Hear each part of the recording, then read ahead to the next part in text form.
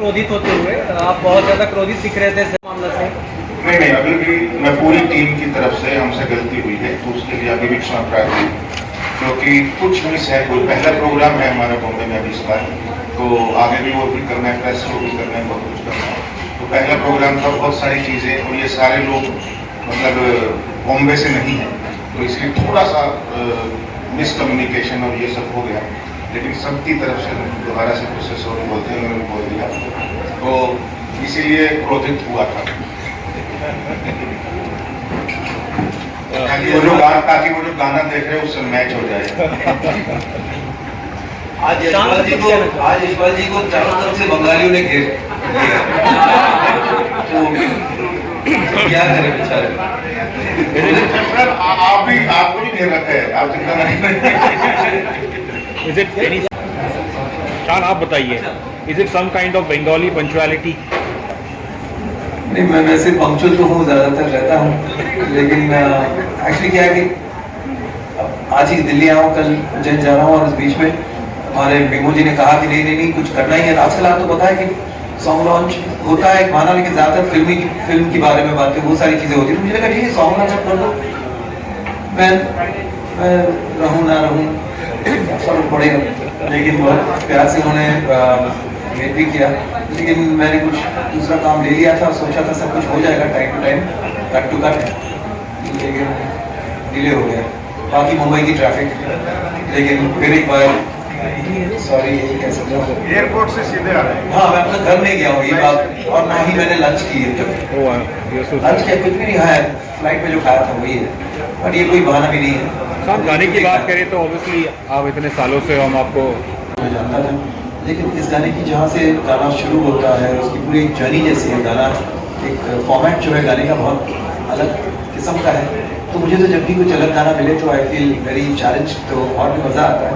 तो इस वजह से इस गाने को गाने में बहुत मज़ा आया, और जब पूरे की लिरिसिक्स भी बंगाली है तो थोड़ा सा मैं डर गया, क्योंकि हमारी जो बंगाली में कोई जेंडर नहीं होता ना, तो कहाँ की लगता है, कहाँ लगता है, मतलब किसी और से हम लोग फिर से करेक्ट कर ले, नहीं। तो हमने कहा कि बिल्कुल आप निश्चिंत जाइए, मैं प्रॉपर बंगाली, मतलब प्रॉपर बंगाली नहीं हूँ, हिंदी में कोई गलत गड़बड़ नहीं होगी।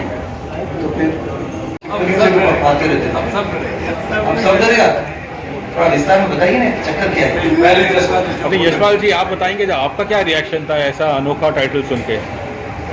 कोई किताब का अंदाजा नहीं लगा सकते, तो बहुत कुछ ऐसा है जो एक्चुअली एक लाइन में अगर इसको छिपकली को मैं डिस्क्राइब करूँ तो हम जो भी कर्म करते हैं घर में या कहीं भी, तो थर्ड पर्सन है, कोई देख रहा है।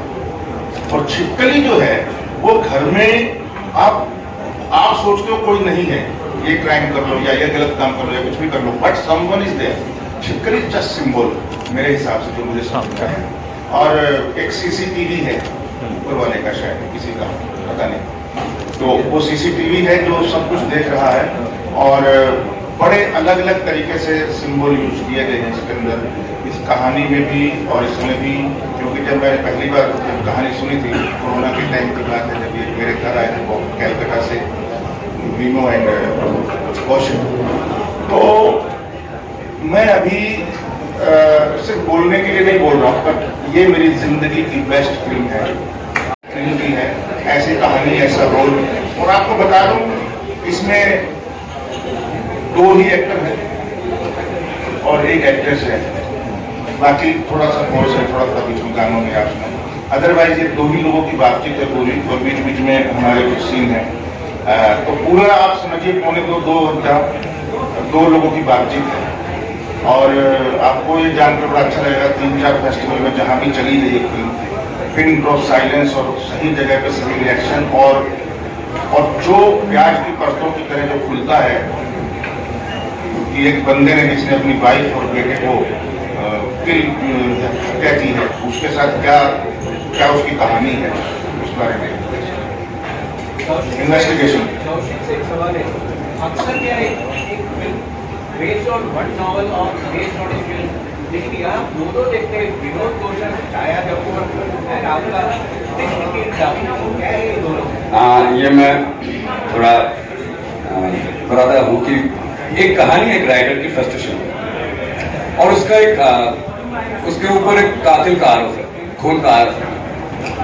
और ये था ये कहानी विनोद भूषण वाला। मेरा एक कहानी है जिसको बंगाल में बोलते हैं टिक टिकी टाक, जिसका मतलब होता है छिपकली का बोल। तो वो एक डिटेक्टिव की कहानी है। मैंने क्या किया, इस राइटर का जो फिल्म है विनोद भूषण जी का, इस किलर के घर में मैंने अपना वाला जो डिटेक्टिव है उसको भेज दिया। अब जाके 2 डायमेंशन बन जाता है, क्योंकि ये फिल्म मैं पहले माफी चाहता हूँ, टेक्निकल इश्यूज यहाँ पर कुछ हुआ है। आप लोग जो गाने भी देखो वो सिंक नहीं हो रहा था। मतलब हम लोग 2 अलग डिवाइस से इसको प्ले किए थे, क्योंकि एक डिवाइस से प्ले नहीं हो रहा था। ऐसा मेरा क्योंकि एक्सपीरियंस नहीं है पहले कलकत्ता में, ये मेरा मुंबई का पहला रात है, प्रोफेशनली पहला रात है। तो और हम लोग थोड़ा ऑर्गेनाइजेशन समझने में हम लोग को थोड़ा मतलब जान पहचानने में देर हो गया है। अगर कलकत्ता में होता तो ये दोपहर को तैयार होता, तो सॉरी इसके लिए। और एक बात, आपका शायद जवाब मैंने बता दिया है, तो मैंने इस डिटेक्टिव को उस कहानी में घुसा दिया। आप लोगों को बोल रहा हूँ कि ये ट्रेलर हम लोग चाह रहे थे कि आप लोग को दिखाओ, क्या अभी चल सकता है? ठीक है, तो बाद में वो स्टेशन आएगा, आप लोग जरूर देखना, क्योंकि ये जो जितना सवाल आने वाला था ट्रेलर देखने के बाद शायद वही सवाल ही नहीं बना। तो तब जाके ये फिल्म के बारे में और ये जो डायलॉग है, ये बेसिक डायलॉग बेस्ड फिल्म है, मतलब दर्शन फिलोसॉफिकल थ्रिलर, ये कोई साइकोलॉजिकल थ्रिलर नहीं है। मैं अगर आप लोग चाहो तो और अगर संभव हो तो क्या हम लोग एक बार ट्रेलर देख सकते हैं? तो आप लोग अगर एक बार देख लो तो ये जो सवाल जवाब है मुझे लगता है और भी अच्छा होगा। हम लोग जो देख पाते हैं, महसूस कर पाते हैं, ऊपर जाता है टाइम, 4th डायमेंशन, जिसको लेकर पूरी दुनिया में अब बात हो रहा है, काम हो रहा है। हम लोगों ने इंटरस्टेलर देखा, जैसे कि घोस्ट कॉन्सेप्ट को वो थियोरीज में उसको निपटा रहा है मैथ्स के जरिए। तो ये भी एक ऐसा अनोखा मैथ्स है। हम लोग आम जिंदगी में ये मैथ्स लगातार करते रहते हैं, लगातार, लेकिन हम लोग ध्यान नहीं करते, क्योंकि हमारे अलावा ये पूरे दुनिया चल रहा है और हम लोग एक कुछ में लगे हुए, तो ये धीरे धीरे जो पंचेंद्रिय होता है वो धीरे धीरे ब्लॉक होते जा रहे हैं। तो अगर एक बंदे की ये 6ठा इंद्रिय खुल जाए, जो पीनियल ग्रंथ होता है, और जिसको लेके पूरी दुनिया में अब हलचल मच रहा है, अगर ऐसे महसूस करने वाला आदमी मिल जाता है, और ऐसा अगर 2 बंदे हो जाएंगे, इसके एक के मन में चोर है और एक के मन में पुलिस है, तो भाव जगत में ये पूरा काम बनता है कि आपके दिमाग में क्या क्राइम चल रहा है वही आपको दिमाग में घुस के दिमाग में गिरफ्तार करेंगे। तो ऐसा ही कॉन्सेप्ट है। एक कमाल का रिस्पॉन्स भी मिला है, और मैं अगर बोल रहा हूँ कि मेरी लाइफ की सबसे बेस्ट फिल्म है अभी तक की एज एन एक्टर, तो और जिसका जो प्रोसेस था इस तरीके से मुझे फिल्मों में, सच बता रहा हूँ, राउडी राठौड़ कर लूँ, सिंगेज गन कर लूँ, ट्यूबलाइट कर लूँ, ये कर लूँ, मुझे सेटिस्फेक्शन नहीं मिलती है। ठीक है, स्टारों के साथ थोड़ा सा नाम मिल जाता है या थोड़ा पैसा मिल जाता है, लेकिन सेटिस्फेक्शन नाम की, क्योंकि मैं थिएटर से हूँ, एनएसके से हूँ, तो इस टाइप की फिल्में हों, जैसे अब तक 56 है या अपहरण है या ये है, इस तरीके की फिल्में मुझे सेटिस्फेक्शन देती हैं। लेकिन इस फिल्म ने जितना सेटिस्फेक्शन दिया है, और मुझे ऐसा आनंद जो कहते हैं एक्टिंग का, क्या इस फिल्म में आना सफल हो गया इस फिल्म को करने के बाद। सर हमने आपको किसी गाने में एक हेडलाइन, आप फिल्म लीड रोल प्ले ही कर रहे हो और फिर एक गाने में भी आप परफॉर्म कर रहे हो, उसको डांस तो नहीं कहूँगा बट ऑब्वियसली उसका एक अपना ड्रामा है।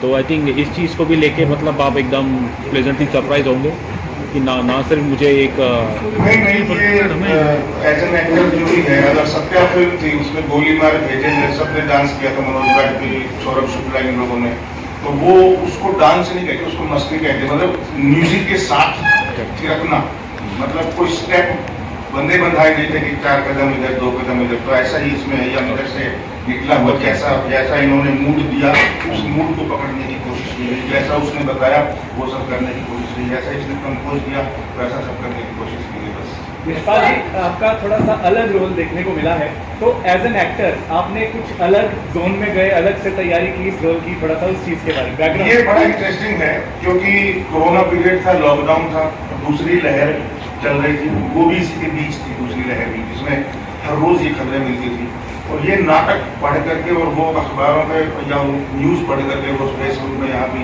ये मर गया, ये मर गया, वो मर गया, आसपास के लोग जा रहे थे, तो बहुत गहनता से डेप्थ में जाकर के मैंने इस रोल को तैयार किया। 4 महीने मैंने कहा नकली दाढ़ी नहीं लगाऊंगा, 60 साल का एक लेखक जो चतुर्वेदी है, आलोक चतुर्वेदी, 4 वेदों का ज्ञाता है, जो पूरी दुनिया के लिटरेचर को पढ़ लिखा है, जिसके ये जो पन्ने उड़ा रहा है, ये इसके लेखनी है, जो फ्रस्ट्रेशन की लेखनी है, क्योंकि ये बिका हुआ कलम नहीं है, ये अपने लिखता है, और वो नॉवल बिकते नहीं है, और जो बेकार नॉवल है वो बिक रहे हैं, जैसे कि आजकल फिल्मों में भी हो रहा है। तो जो वो जो चीज है वो दिखाने की कोशिश, वो 4 महीने में मैंने सेम कॉस्ट्यूम पहन करके 4 महीने जिया हूँ, उठते बैठते खाते पीते जाते हुए मैंने, और पूरा 4 महीने चाल भी मैंने ऐसी ही बनी, अपने आप बनी। मैं खूब पढ़ा हूँ, खूब चीजें देखा हूँ, खूब चीजें मोबाइल में चाहिए थी, तो बड़ा अच्छा, मैं इतना मेहनत मेरे ख्याल आज तक किसी फिल्म में नहीं किया।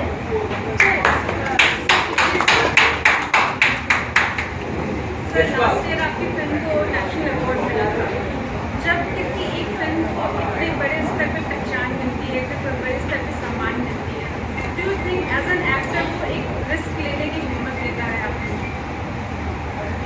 देखो, अगर रिस्क नहीं लेंगे और समुद्र के किनारे खड़े रहेंगे तो मोती नहीं मिलेगा, तो छलांग तो लगानी पड़ेगी, रिस्क तो बहुत जरूरी है।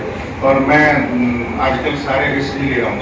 6 साल में एक फिल्म बनाई थी जो आज पूरी दुनिया में उसको जानते हैं लोग, और उसको नेशनल और 71 इंटरनेशनल अवार्ड भी मिल चुके हैं उसको पूरे 1.5 साल के अंदर।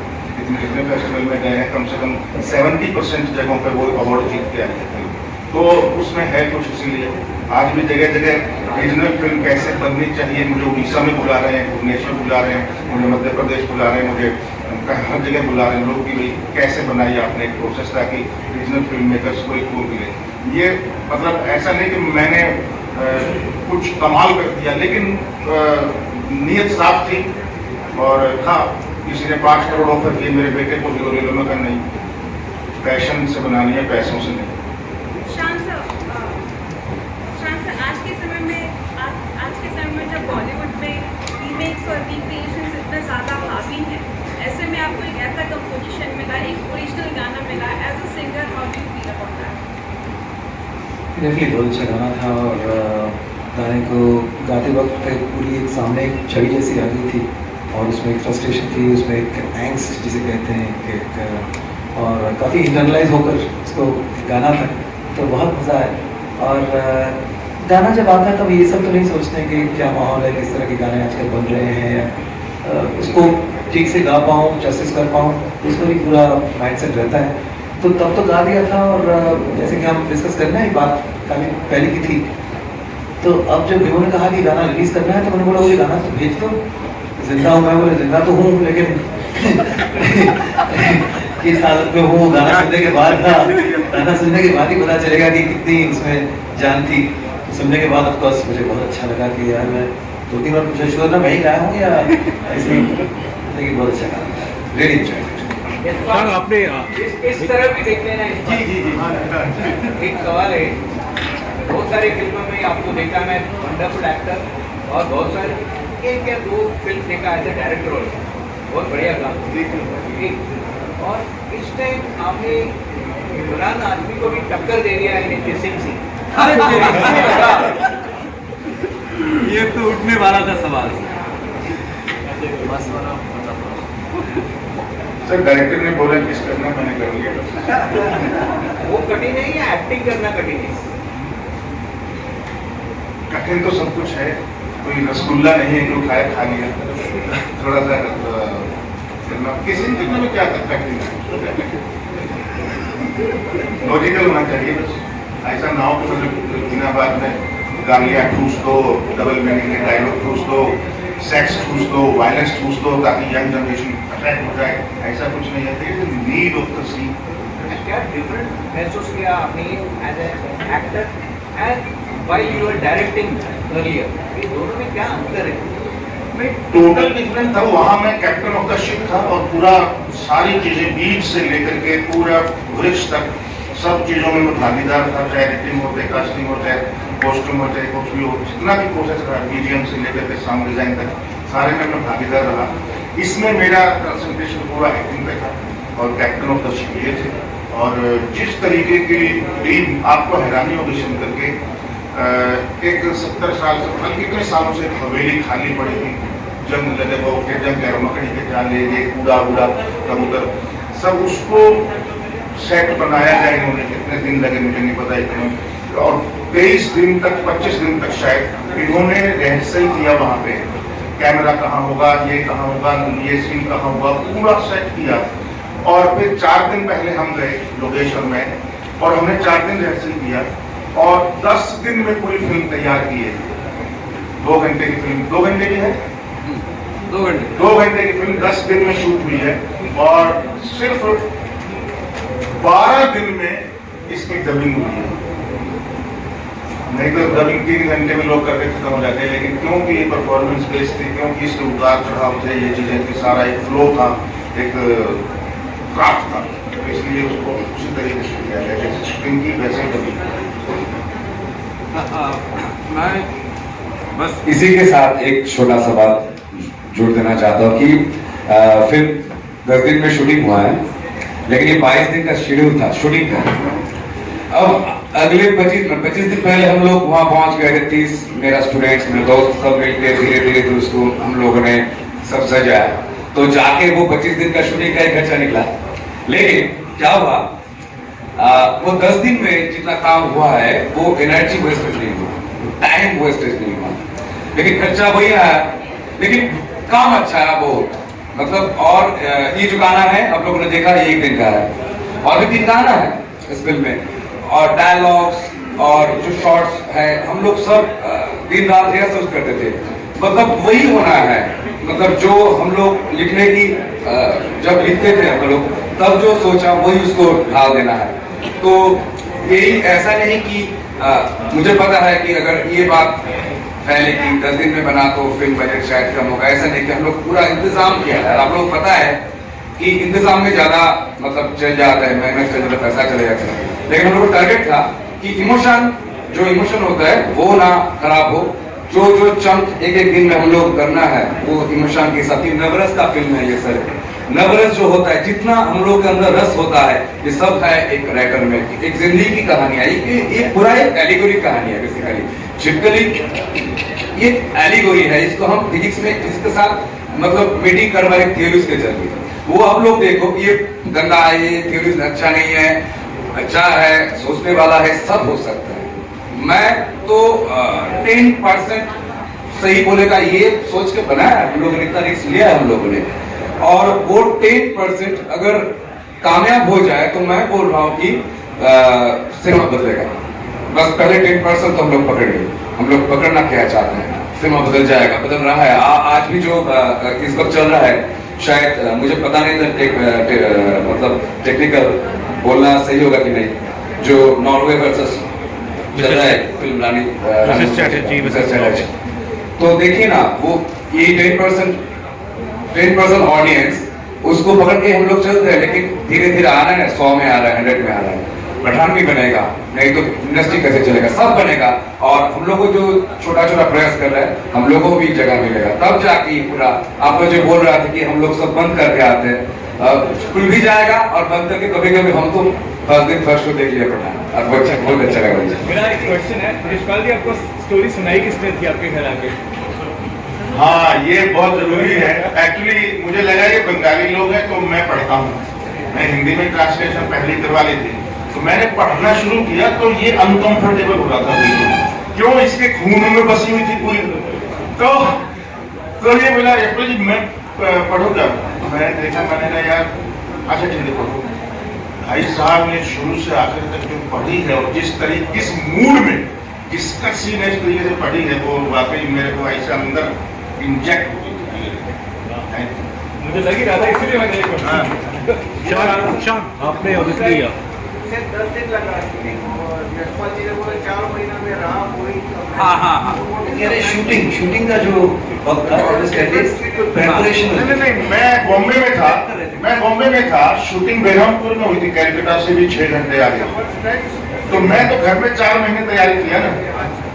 मतलब अभी एनएसडी पास आउट हूँ, इतना तो नहीं है कि हमेशा जरूरत पड़ेगी, वो तो फॉर्म भी उसके लिए।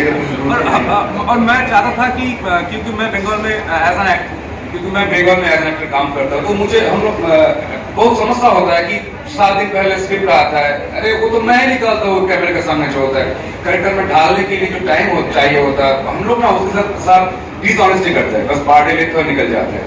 तो मुझे लगा ये तो मैं कर लिया, लेकिन मैं जब बनाऊंगा फिल्म, मुझे जो चाहिए होता है एज एन एक्टर, वो मैं अपने एक्टर को दूंगा। उसको जितना वक्त चाहिए वो छाछ में ढालने के लिए, एक चतुर्वेदी वाला है, वेदी द्विवेदी त्रिवेदी चतुर्वेदी आगे आगे जाता है, 4 वेद अध्ययन करने वाला, तो सब मिलके जो जापन, जो इसको बोलते हैं जापन, जो सर ने किया है।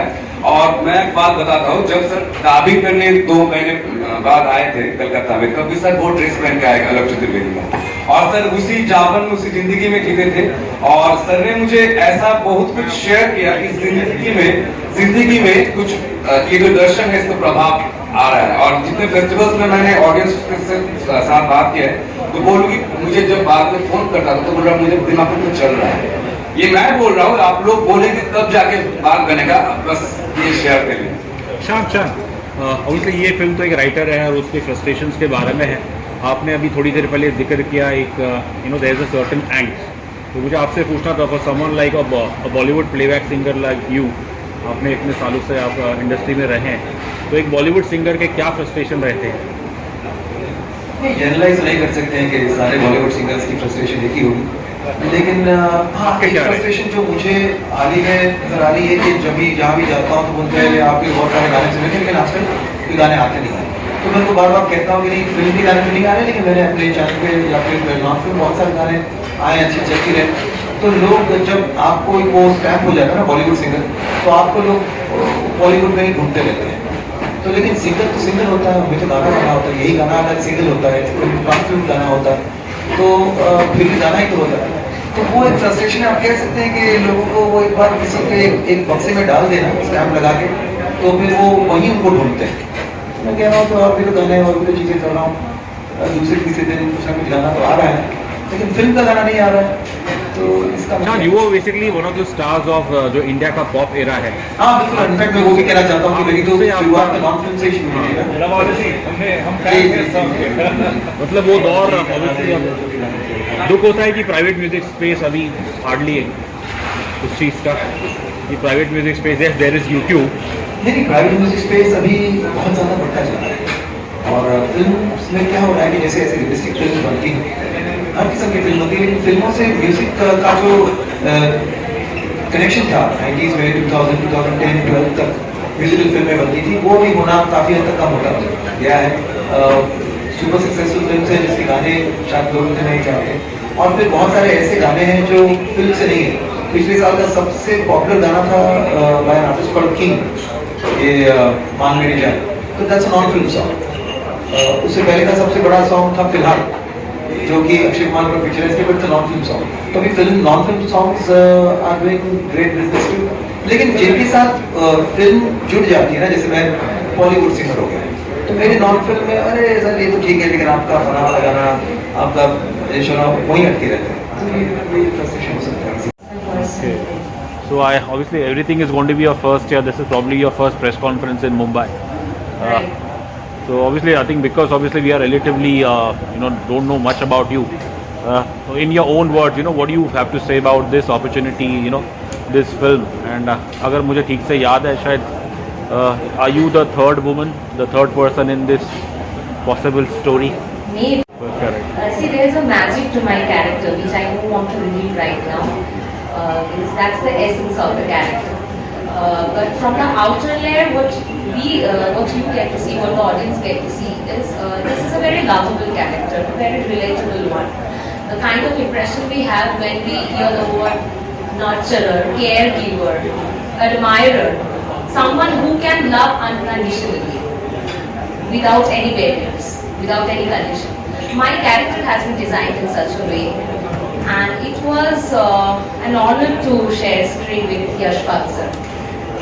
He has been such a great co-actor. I have been a great fan of him.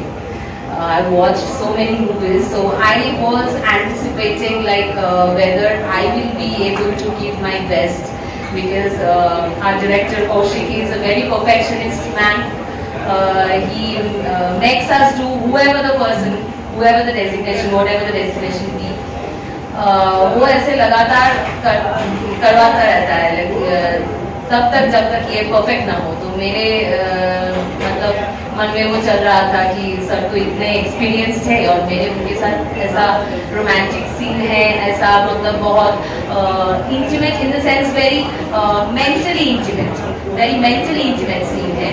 ये किसिंग सीन तो बस ये एक शॉट है, मतलब अगर उस हिसाब से कैरेक्टर को जज किया जाए तो वो गलत हो, क्योंकि the kissing part was also a very affectionate one. It was not something जो एक हवस, मतलब kissing का भी बहुत सारे टाइप्स होते हैं, वैसा टाइप का नहीं था। मतलब it was a very sweet one, a kiss that we can share with a very close person, with the closest person we love or admire.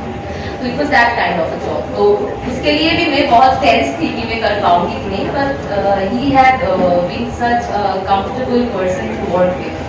So it was a great privilege for me that Nemo and Kaushik gave me this opportunity to play the character, and this is my first baby step in Hindi movies. So let's see. I'm looking forward to positivity from you all. Thank you. इससे बड़ा मतलब proud को क्या feel हो सकता है कि हमारे पहले वो slum dog millionaire and Bhanu Athaiya ji को मिला था, गांधी के लिए सत्यजीत को भी मिला था। ये जो एक चलन तो शुरू हो गया है कम से कम, और अभी फिल्म को मिला है एलिफेंट विस्पर, ये बहुत बड़ी गिनती है। कभी फिल्मों को मिलना, हालांकि वैसे डॉक्यूमेंट्री थे लेकिन फिर भी बहुत रेयर था। लाइफ टाइम अचीवमेंट मिला, कॉस्ट्यूम के लिए मिला, गानों को मिला, सिंगर को, लिरिक्सिस्ट को मिला, नाटू को मिला गाने, लेकिन उसको एलिफेंट विस्पर लेटेस्ट उपलब्धि में मांगता हूँ। नो डाउट हर एक चीज इम्पोर्टेंट, बट इसको मिलना एक जो बड़े कॉम्पिटिशन में गाना इससे पहले गाएगा या आपने कंपोज पहले पूरा कर लिया म्यूजिक? मुझे समझ रहे मैं इस बारे में बिल्कुल जीरो नहीं, एक्चुअली कंपोज मैंने पहले किया और थोड़ा बहुत स्क्रैच हुआ था। एंड मैं एक चीज़, आज म्यूजिकल इवनिंग है, आज जिंदाहो में लॉन्च है, तो मैं एक चीज़ बोलना चाहता हूँ कि मेरी म्यूजिक टीम से हर एक वो बंदा बहुत बहुत बहुत ज़रूरी है, नहीं तो एक सॉन्ग जो है वो कंप्लीट नहीं होती। और इस बंदे के साथ मेरा जो रिश्ता है, मैं थोड़ा सा बताता हूँ कि मैं कुछ भी सिचुएशन आ जाए तो मैं फोन करके तुरंत song this is the situation करके मैं कुछ भी कर देता हूँ। मेरे को भी समझ में नहीं आता क्या मैं ठीक कर रहा हूँ क्या नहीं कर रहा हूँ, पता नहीं इसके दिमाग में क्या चल जाता है। ये बखूबी से एकदम वो सिचुएशन पकड़ के निकलता है। जब वो लिरिक्स मेरे पास आता है तब मेरे को लगता है ये तो कमाल हो गया, मैं सही दिशा में जा रहा हूँ। तो ऐसे हम लोग स्टार्ट करते थे, मतलब करते हैं, आगे भी जो भी प्रोजेक्ट्स आएंगे ऐसे ही करते रहेंगे। और उसके बाद मैं हर एक नाम मैं लेना चाहता हूँ। एक बहुत स्पेशल जो है बाबू सरकार, जो मेरा म्यूजिक प्रोड्यूसर है, कलकत्ता से है, मेरे स्टूडियो से। उसके बाद हर वो म्यूजिशियंस, राजा दा वो गिटार्स पे, नीलांजना बेस में आज के तौर पे वो AR रहमान के साथ बेस बजाती है। और मेरे कोरस सेक्शन आज शतद्रु है जो कोरस कंडक्शन एंड डिजाइन किया है। और ये मैं बताना चाहता हूँ कि दिस सॉन्ग के कोरस ही इसकी जान है, मुझे लगता है, क्योंकि एक होता है वो जो वाइब्रेंट एक ग्रैंडर, वो कोरस के बिना नहीं हो पाता है। तो जिस दिन कोरस रिकॉर्डिंग था उस दिन मेरा 104 बुखार था। तो मैं शतद्रु को बोला कि भाई तू देख ले, मेरे से नहीं हो रहा है, मैं उठ नहीं पा रहा हूँ बिस्तर से।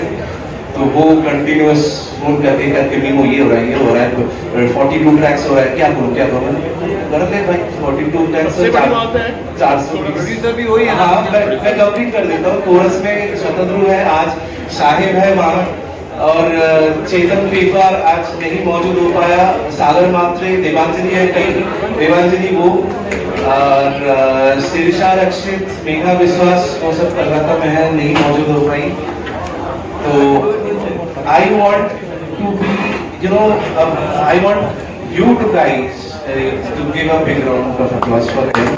Very pure, वो चीज़ बहुत pure है, and when you hear that as a lyricist, you can connect with that very well, and we can actually feel when I hear something, the music speaks to me.